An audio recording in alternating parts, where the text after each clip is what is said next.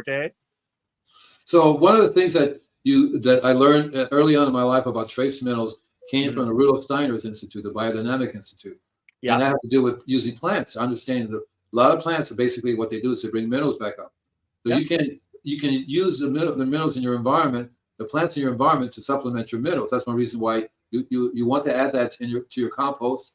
So when you're making compost, you're using what's in your environment. And if your biology in your environment is functioning at all, you will have the trace minerals there. You just have to learn to use the plants, put the plants back in again. And that's very important too. How to do that. What's going on? What did I miss? S'mores for all? No, s'mores for all. Yeah, we'll just bring the marshmallows and some cookies, and we'll just make s'mores. Yeah. I haven't had s'mores in about 80 years. You're not 80 years old, you old bugger. You're only 75. Yeah, well, 5 years before I came out, I had some s'mores. I was on the other side with the aliens in the space. Yeah. I was waiting in line. It was a problem with the gate. It took it 5 years. They give you s'mores while you're waiting in line. But nice. But listen, I learned from experience that what Reiner was talking about. Yeah. And you'll find that if you learn about your plants, and that's one reason why I like using a refractometer, because the refractometer kind of tells you if you're keying into your trace minerals as well.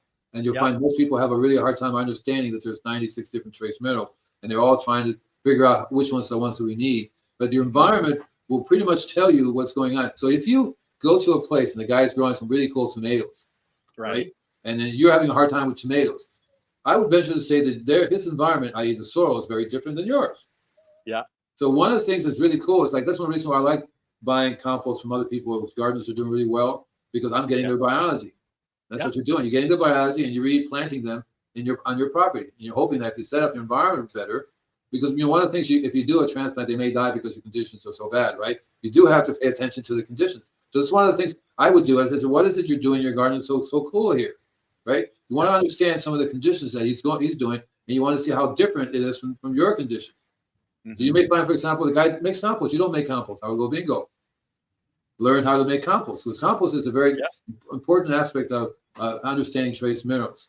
It really, really is. That's one of the key problems I have with my customers, because you had one of these shows recently. Why it basically has to do is why do customers have to keep coming back when you can teach them to take care of itself? Something you don't have to they don't have to treat them again. Remember?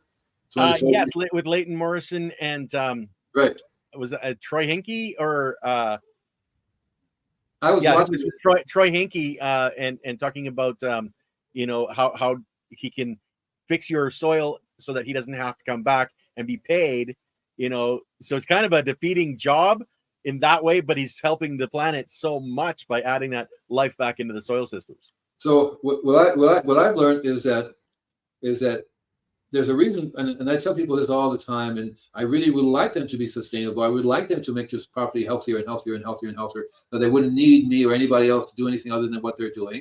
That is the goal. But the reality of it is, unless you tree sap straight from the trees, the best is perfect. I know, man. I wish I could get the tree sap. I wouldn't push it too much, because you don't want too many people sapping the trees out, right? If the trees start getting attacked and they all die, and we're in deep trouble. But no, I agree with you, brother. That's really a very cool way to do things. People have to learn how to use the environment, the biology in their environment, to make it even better. So that's what you're doing. The trees are coming from your environment. You're using the tree sap, and that's going to be in Palmaram from Mars. Oh, where's Palmaram?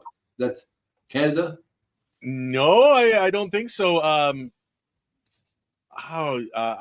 think it might be in Oregon. I'm glad to hear that lots of more and more stuff going on. So yes, using the tree sap is from the trees that are in your environment, and it's a perfect thing to do.